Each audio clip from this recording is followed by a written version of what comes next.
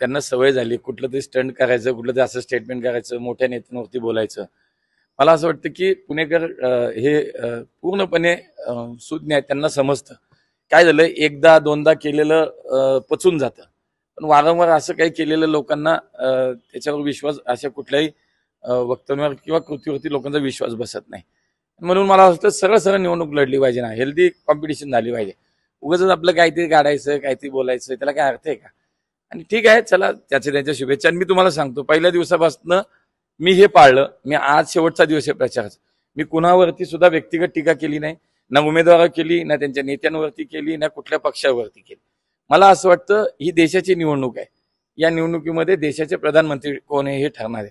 आणि त्यामुळे मला असं वाटतं की त्या पद्धतीनं मी त्याचा उमेदवार म्हणून लोकसभेचा म्हणून मला असं वाटतं मी सकारात्मक दृष्ट्या प्रचार गेले 2 महिने केला. कुठल्याही पद्धतीचा नकारात्मक दृष्ट्या मी प्रचार केला नाही, कोणावर टीका केली नाही. आज प्रचाराचा शेवटचा दिवस आहे, कोणीही सांगावं. त्यामुळे समोरच्याला काय वाटतं, त्याला काय बोलायचं, कोणाला बोलू द्या.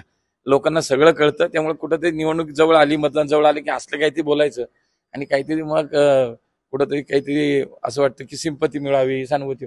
काय होतं, लोकांना आता खरा चेहरा समजला सगळ्यांचा. झालं, मागच्या निवडणुकीला ते प्रयोग केला थोडंफार, ठीक आहे काय, पण खरा चेहरा समजलाय. आणि लोकांना ही निवडणूक मोदी का राहुल गांधी यावरती चालली आहे. त्यामुळे लोकांना समजतं काय केलं पाहिजे.